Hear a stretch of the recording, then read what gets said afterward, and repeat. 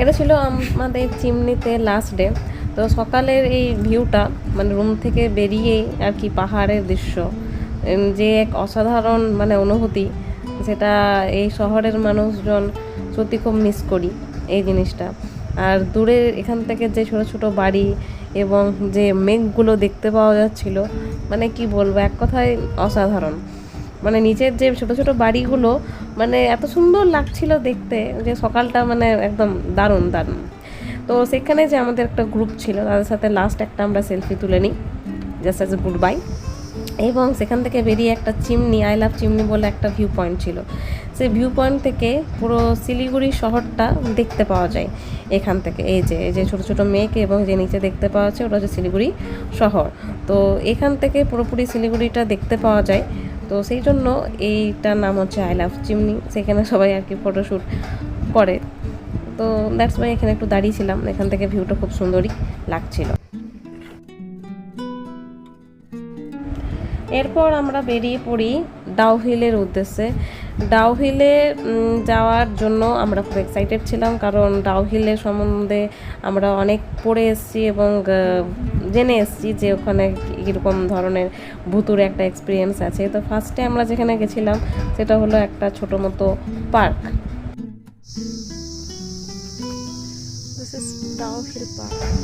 এই সেই পার্ক, ছোট একটা ডাউহিল পার্ক। এই পার্কের মধ্যে বাচ্চাদের খেলার বিভিন্ন রাইডস ছিল এবং ছিল ছোট ছোট নানা রকমের খরগোশ, পাখি, ফুলের গাছ, এইসব।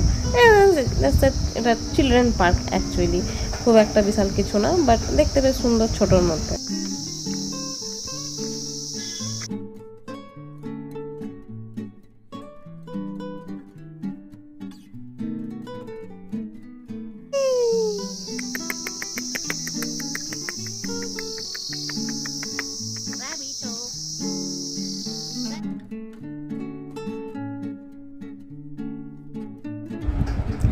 ডাউহিলের উদ্দেশ্যে বেরিয়ে আমাদের নেক্সট যেটা ডেস্টিনেশন ছিল সেটা ছিল একটা মিউজিয়াম।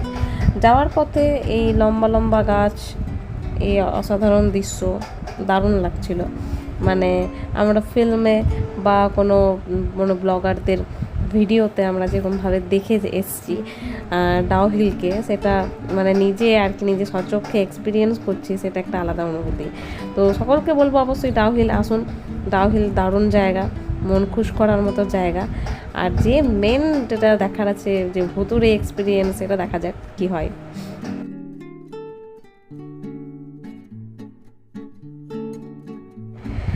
মিউজিয়ামে ঢোকার আগে আমাদের একটা ছোট্ট বন্ধুর সাথে দেখা হয়ে যায়। মিউজিয়ামের ভিতরে তো মানে ক্যামেরা অ্যালাউ ছিল না, মোবাইল অ্যালাউ ছিল না, তাই ভিতরের কোনো ভিডিও করতে পারিনি, কিন্তু বাইরে এই ছোট্ট ছানাটার ভিডিও আমি করে নিয়েছি।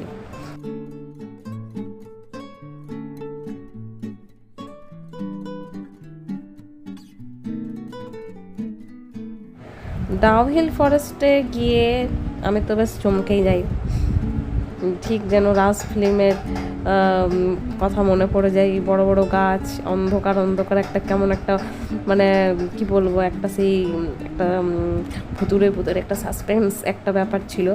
তো মানে স্ক্যারি ব্যাপারটা, বাট স্ক্যারি খুব একটা লাগেনি, বাট ভাল লাগছিল এরকম একটা গুমসুম জায়গায়।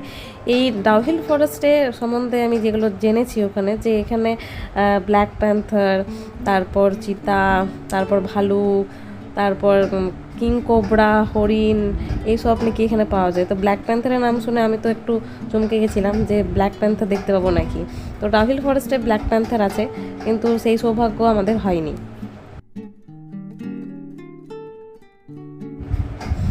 এই সবুজ বনের মধ্যে জঙ্গল বন মানে পাহাড়ি যে জঙ্গল, এই বনের মধ্যে নিজেকে হারিয়ে যেতে মানে দারুণ লাগে।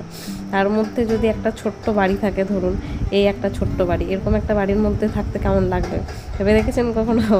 তো যাই হোক, এখানে থাকা যাবে না, কারণ এখানে রাত হলেই, সন্ধ্যা নামলেই ব্ল্যাক প্যান্থার, চিতা সমস্ত বেরিয়ে আসে এবং আশেপাশে যে সমস্ত মানে প্রাণী থাকে আর কি, যেমন কুকুর বা ছাগল বা হরিণ, সেগুলোকে ধরে ধরে নিয়ে যায়।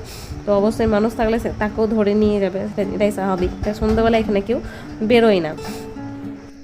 Downhill haunted girls school. এরপর যে ডেস্টিনেশনে চলে আসে সেটা হচ্ছে মেন জায়গা, সেটা হচ্ছে ডাউ হিলের সেই স্ক্যারি হন্টেড স্কুল। এই স্কুলেই নাকি আশেপাশে দেখতে পাওয়া যায় ওই মুন্ডু বিহীন একটা ভূত। যদিও এখন নেই, এত মানুষের ভিড় যে ভূত পালিয়ে গেছে, বাট এটাই হচ্ছে সেই হন্টেড প্লেস যেটার জন্য আমরা অধীর আগ্রহে ডাউ হিল এসেছিলাম।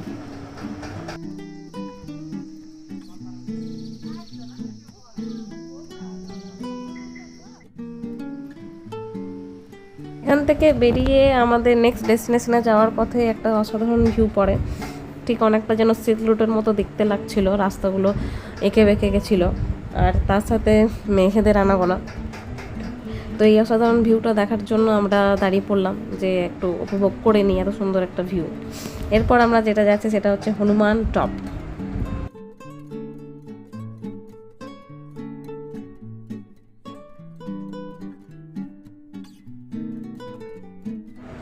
এটা হচ্ছে হনুমান টপ। এখানে বিশাল বজরংবলী ইনি দাঁড়িয়ে আছেন এবং সেখানে একটা মন্দির আছে, মন্দিরে পুজো টুজো হয়। তো এখানে এইটুকুই দেখার আছে হনুমান টপে, এমন কিছু না। পাশে একটা টি গার্ডেন ছিল, এই টি গার্ডেনটা আমরা ঘুরে এসেছি।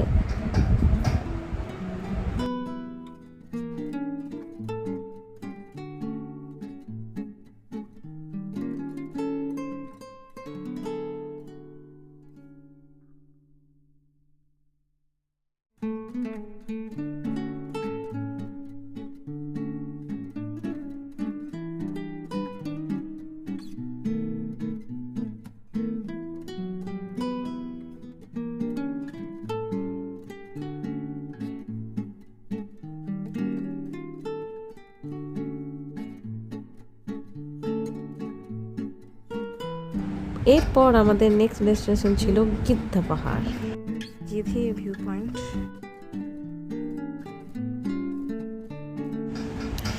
এখান থেকে ভিউটা জাস্ট অসাধারণ ছিল এবং এই সময় এখানে রোদও দেয়, তো দ্যাটস ওয়াই আমরা ক্লিয়ার ভিউ পেয়েছিলাম এখানে। তো এখানে হালকা একটু মেঘমেঘ করে আছে, একদিকে রোদ আছে, রাস্তা দেখতে পাওয়া যাচ্ছে, ছায়া আছে। তো মানে এই সময়ে যে ভিউটা ছিল সেটা ছিল একদম দুর্দান্ত।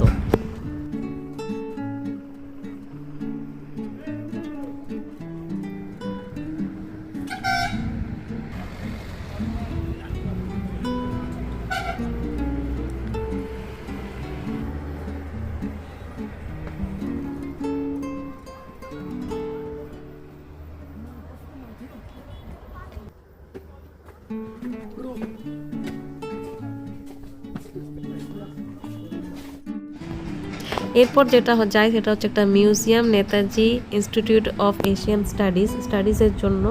এখানে নানা ধরনের নেতাজির বিভিন্ন স্মৃতির উদ্দেশ্যে জিনিসপত্র তার রাখা ছিল এবং তার স্মৃতি বহু তার মেমোরিজও রাখা ছিল। এরপর আমরা যেটা যাই সেটা হচ্ছে ইগলস ক্রেজ। এখানে বিভিন্ন ধরনের প্রাণী আপনি দেখতে পাবেন, কিন্তু জীবিত অবস্থায় না। এই যে ভীষণ বড় ডাইনোসর আছে এবং বাবারে এটা তো একদম দুর্দান্ত, অরিজিনালি দেখে মনে হচ্ছিল। যাই হোক, এখানে একটা টাওয়ার ছিল, ওয়াচ টাওয়ার। সেই ওয়াচ টাওয়ার থেকে পুরোপুরি এই পার্কটার ভিউ দেখতে পাওয়া যাচ্ছিলো। এটা হচ্ছে ওয়াচ টাওয়ার।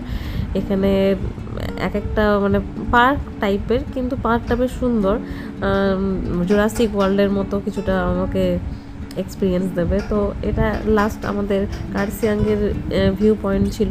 এটা দেখেই আমরা বেরিয়ে পড়ি আমাদের বাড়ি যাওয়ার উদ্দেশ্যে।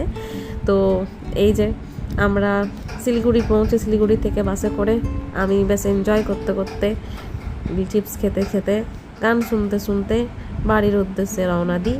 তো এটাই ছিল আজকের লাস্ট ব্লগ কার্শিয়াং দার্জিলিংয়ের। নেক্সট ব্লগে দেখা হচ্ছে, বাই।